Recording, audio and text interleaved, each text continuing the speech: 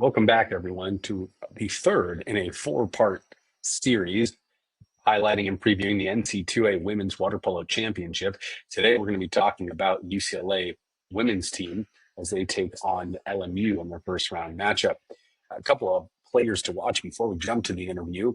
Of course, it's Anna Pearson at the top of the list here. Anna Pearson with 55 goals this season. She leads the team three times this year. She's had 6 goals in a single game.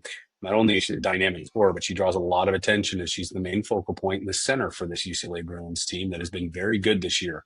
The reigning champs will rely heavily on Anna's presence in the middle to set up everybody else. She draws a lot of exclusions, which then is able to set up the shooters around her. The lefty, Emma Lineback, for example, Taylor Smith, Molly Renner. Genoa Rossi has had a couple of key goals in big games, and Electra Urbach seems to find the back of the net when it matters most. These players are heavily reliant on Anna's ability to score, to draw attention and draw exclusion so they can get a bit closer to the cage. Everything tends to run through her. And if you're going to win versus UCLA, you're going to need to stop her. On the other end, you've got Lauren Steele in the goal, a dynamic sophomore goalie from the East Coast, is the reigning champion goalie. She went undefeated in her freshman year, and now back in her sophomore campaign has been everything that we've talked about in the past. A tremendous netminder who does everything very, very well. She makes a lot of great saves, and frankly, sometimes saves you just don't think she can get to. Watch for her if she's going to be on. If UCLA is going to advance, she's going to need to be on.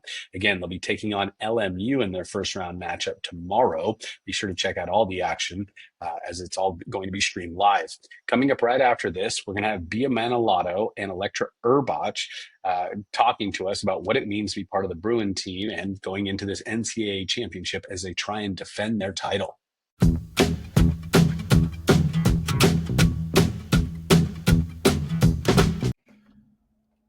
Awesome. Well, welcome back, everyone. We have Electra Urbach and Bia Manalato from UCLA here to preview the UCLA run, the season, and leading into the NC2As with their first game against LMU. Electra, Bia, thank you so much for being here. It's great to have you both. Thank you for having us. Thanks for having us. Yeah, absolutely. So, Electra, I want to start with you. Talk a little bit about yourself. Like, I think it's important. You know, a lot of people hear your story. You're coming from New York. You've played JOs in New York. You've played JOs for California teams. You made your way to UCLA, obviously very talented. Talk to us about that process of playing in New York, coming to California, and what that was like for you. Because it's not traditional. You see so many Southern California, Orange County kids go straight to UCLA. It's a little different. What you've done is truly amazing. I think it gives a lot of people kind of hope and aspiration to make that jump from the East Coast out to UCLA. Yeah, I'm from New York, and obviously the water pool is pretty small out there.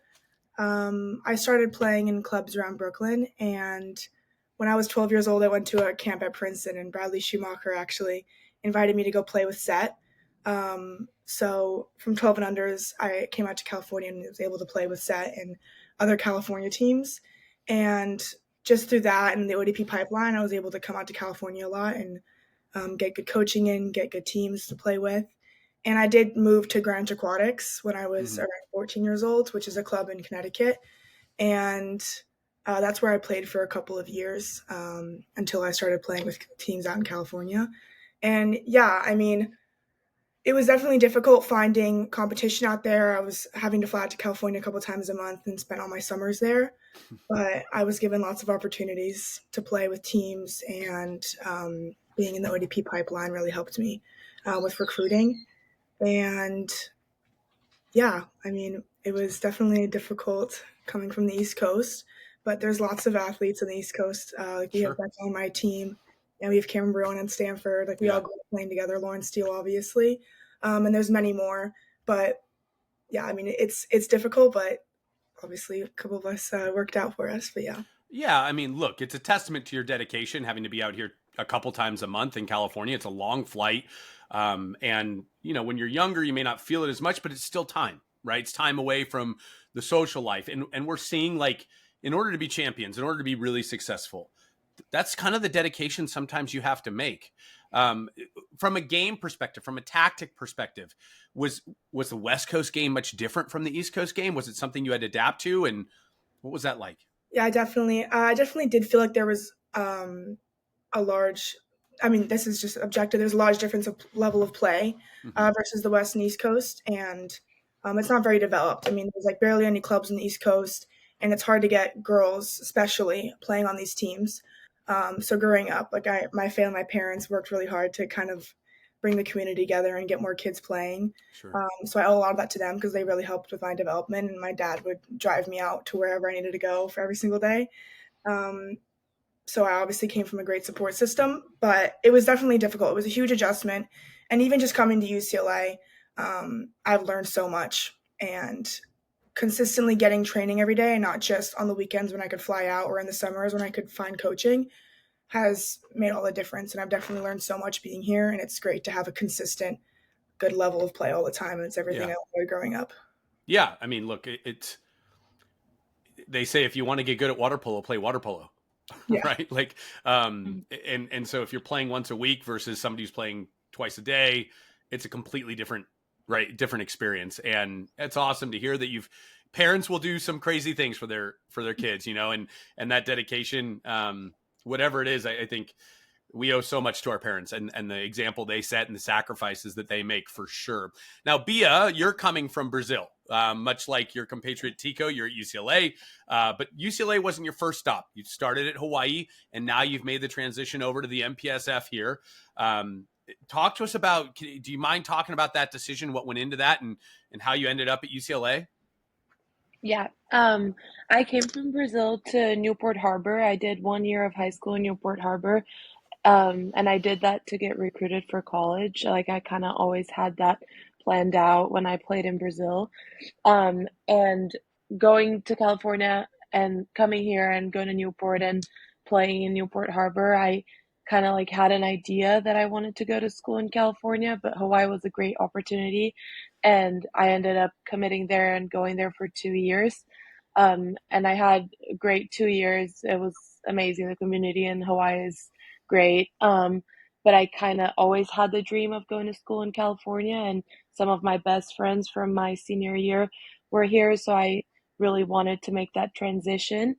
And so I decided to enter the transfer portal after my sophomore year and enter the portal, and UCLA was just the perfect fit for me. I knew a lot of the girls on the team, but obviously change is not something easy, but our team is just so special, and it just made everything so much easier. And yeah, it's been great. Yeah, and what an unbelievable pickup for UCLA. You're a Catino Award finalist. You're two-time Big West Player of the Year. Now, your Hawaii team has seemed to have rebounded. They just won the Big West again, so they're going to be there in Indiana with you. So that's amazing for them. But good for you to find a place in California. Obviously, that's the dream for a lot of people, like Electra, right? Like, you're both of you coming from outside California and making it work. And that's really exciting to hear, just the dedication that both of you have kind of put into this. So let's talk about now, Electra, you were part of the team last season. You're the reigning champ. You got one ring. You're going for a second now. Bia, you're obviously here, hopefully, hoping to make that same run. You've had a good season, couple of games, maybe you've dropped here and there. I know there was a loss to Hawaii. Obviously, Stanford and USC are very good. You only lost one game in conference, which was to Stanford. You've got a first game against LMU. You've had a good season, not as maybe record-wise, not as good as last year. What do you do now, knowing that you've got LMU coming up, and then I believe you're on the same side as USC and Harvard? Where's the focus? What's the preparation like for the team and for maybe you two specifically as you travel all the way to Indiana? It's a long way to go. Yeah, I can start. I think we obviously had a little slow start of this season. We had picked up some losses because we weren't our best in the beginning, but we've come a long way and we build up this season, and it's been amazing to see what this group is capable of. We've showed not to everyone but to ourselves what we can do. And we have a very special group. We're a team and we play for each other, and we've been preparing for this moment, and we're all very excited and we're prepared. We know that we've been preparing for a long time, and this is the moment that we've been training and working so hard for, and for each other. That's one of our biggest themes. And yeah, I think LMU is a great team. They're going to come out to fight, and we're ready, we're prepared, and we're just super excited for this opportunity. Electra, talk to us about travel. You've done a ton of traveling back and forth to New York, right? From California to New York. This may be a little easier for you. Do you have a routine that you go through now? Indiana's not the closest place to play, right? But at least you're not Hawaii traveling, I think, like 12 hours, right? Like Yeah, I was just gonna say he is used to lots of traveling too, but we are trying to take some steps with our schedule ahead of time to try and get into the time zone difference, and we are flying out a couple days early, which I'm sure many teams are. So, I mean, just the time itself with the time zone and obviously the change of location and indoor pools, which shouldn't bother me at all because that's what I grew up on. But I know many of my teammates are from California and have never really played in that many indoor pools. But I mean, it's just taking your time. I mean, the basics, sleeping well, hydration, making sure your diet's the same and you're not really changing a lot of things. That's another big thing is that we try and treat every game the same, every practice the same, every travel trip the same, no matter who we're playing or what's going on. And that lets us kind of fall back into our routines, and not having a lot of change with that really helps you get back into that middle point. Yeah, consistency is key, right? Like keeping things familiar so we're not surprised.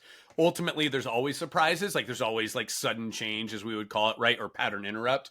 Do you guys, like, from a clothing perspective, do you wear compression clothing to like help with blood flow? Is there a certain hydration routine that you do when you're traveling like this?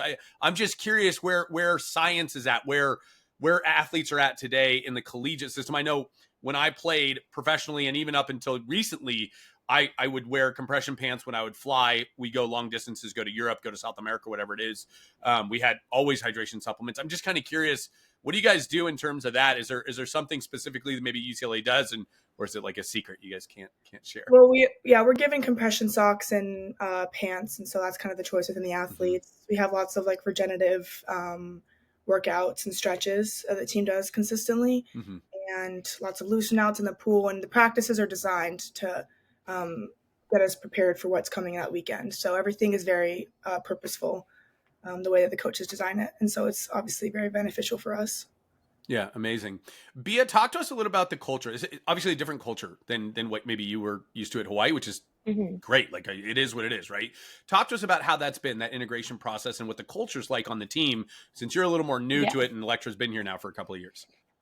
Yeah, like I always said, change is never easy. And I think because of our team culture and how special our group is and how close everyone is with each other and just this like team spirit that we have, this was so much easier for me than I thought it would be. I was so welcomed into the team. Like since day one, I felt like I was part of the team. Obviously, I did know some people before, but it was just instant. It was great. And our culture is very special, and it's something that I had never really experienced before, but it's been really good. And I think our team is as close as we could be. Like, I don't think we could be any closer than what we are. And it's very special. I think that's why we're so excited, because everything we do is just, we do everything for each other. Like when we are training, we say that all the time. And I think it's very special. It's definitely a great place to be, and the culture is amazing. Yeah. And look, you're the second leading scorer on the team. It's pretty tough to come into Adam's system.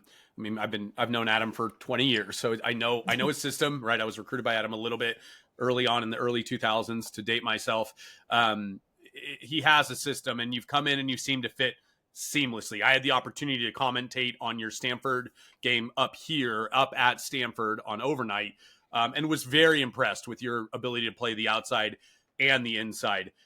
Your versatility is pretty unique. When you go up against a team like an LMU, like a USC or a Stanford, whatever it is in the NCAAs, do you guys plan for you to be as versatile as you are? Or is that something kind of you're injecting into the game where you see the opportunity to make the judgment?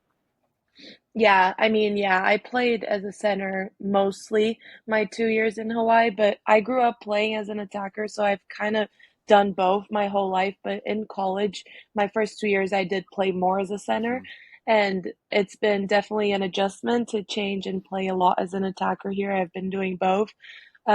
But it's been really fun for me. Like I really enjoy playing the outside, and obviously the team has helped me so much. And I think I've developed this other side that I didn't really have in Hawaii, that was more like I was more of a true center. And yeah, it's been really fun for me. I really enjoy doing both, and kind of can play both sides of the pool as well. So I think it's been good. Yeah, I was thoroughly impressed. You had a shot from the 4 on 6 on 5, or may not even have been a 6 on 5. They're running a drop, and you had an absolute missile, and it caught like watching somebody who's been mostly a center in your career being able to throw like that and be as accurate from 5-6 meters out was really impressive. So obviously, there's a reason you were a Catino finalist this last year and have won the awards you've won. Electra, you're coming in. You've got 11 goals on the season. You've been a great role player for this team. It's been a lot of fun to watch you as you get in with your length and your passing. Talk to us about where like you see yourself contributing as you guys march towards hopefully an NC2A championship for yourself. Yeah, my freshman year I was battling an injury, so it was definitely hard adjusting and getting with the team. But I was fortunate enough coming in this fall that I was coming out of my recovery. So I've just been trying to work as hard as I possibly can to make sure I'm as fast as everyone and trying to make everyone else better. And obviously, we have amazing players like Bia and many players on our team who really stepped up and in moments that we really need them. And I mean, like we say, we do everything for each other. And if that means making an extra pass, if that means me swimming down to help someone with their play or coming back all the way off the center, I think my biggest role is just making sure that all my teammates have support in there. And even if that means I'm not looking for my shot always, my biggest role is just to help out my teammates. Yeah, I mean the team is right. Yeah. Bo Schemblecker would say, and Adam says the standard is the standard. You work for each other, yes. as he likes to say. But that's, I mean, look, they say that great talent, great teams beat great talent all the time, but great teams with great talent like yourselves are very hard to beat. And so the last question I'll have for you before we like to turn it over to you is, if you could say, hey, there's one team you're really excited to play, who would that be this next weekend up at NC2As? Nobody wants to answer. Is there a team you have the most fun playing against? Maybe not this weekend, but maybe through the season. What's the team that you feel like, hey, this is you love playing against them? It's a lot of fun. I mean, yeah, like we're super excited to play LMU. That's our first game. We're focused on that and taking it step by step, like not thinking ahead. It's game by game, but obviously our matchups against Stanford have been very exciting. I mean, our first game we were not at our best and we picked up a tough loss then, but we've been like growing a lot and it's been really fun competing against them. And we fell short at MPSF. Wasn't the result we wanted, but we definitely competed, and I think that's been a fun game to play. You play against best. Electra, what about for you? I was going to say basically something similar. I mean, we've matched up with Stanford well, and they've always been competitive games. Obviously, we didn't have the result we wanted coming out of Calbus, and that was definitely a turning point for our team. We had to hit a hard reset. That was a hard tournament for us. But just playing Stanford after then and being able to kind of climb back up into the place that we know we could be. And obviously we didn't have the wins that we wanted versus Stanford in the regular season game or the conference game and then the conference championships. Just seeing our team improve and getting in there and going into overtime and knowing that within each other we're getting better. That's like the biggest thing for us, is that every single game we could feel ourselves coming more and more together and taking small steps forward, which is ultimately what's really going to help us is step by step. Yeah, always better to win at the end of the season than the beginning of the season, right? Like it's I'd rather win the last game than the first game all day long. Well, thank you both for being here. It's been wonderful to get to know both of you and appreciate you taking the time out of your day as you prepare for the NC2As. At this point, we like to offer it up and we say the studio is yours. And if there's any message you would like to send to the young girls and women out there who are aspiring or anything to that degree, some people just thank their parents. So Bia, we'll start with you. Is there anything you'd like to share or any questions you have? I mean, I think just what I've learned and felt throughout like my college career now is just hard work does pay off, and sometimes it sucks, but at the end, like, it's really all worth it. And playing for a team that plays for each other like this. Like, it's just so special, and just keep pushing and good things come. I love it. Thank you, Bia. And Electra? Yeah, I've learned at UCLA the consistency, constant hard work, and community is like the biggest thing when it comes to success with water polo. And I've been blessed to have the best teammates ever, and it's made the biggest difference. That was what drew me to UCLA, was the team Mm-hmm. and the culture and how uplifting everyone is, how everyone wants everyone to succeed. It's obviously very competitive. We're all working very hard, but everyone wants the best for each other, and every day we're all going after it, and it's just a great community that we have as a team. So that's the biggest thing I've learned, is those lessons, and the team makes all the difference. So be a good teammate and always look out for each other, and especially when you're playing, setting each other up that's the biggest success. Yeah. I couldn't agree with both of you more. I think community is just so important. Not just in water polo, but just in life, right? Like who we surround ourselves with is just so important. Well, thank you both for being here. It's been wonderful chatting with you guys. Good luck at the NC2As. We'll be watching you, cheering you on, and hopefully you guys have some success. Thank you so much for having us. Yes, thank you so much. We appreciate having us.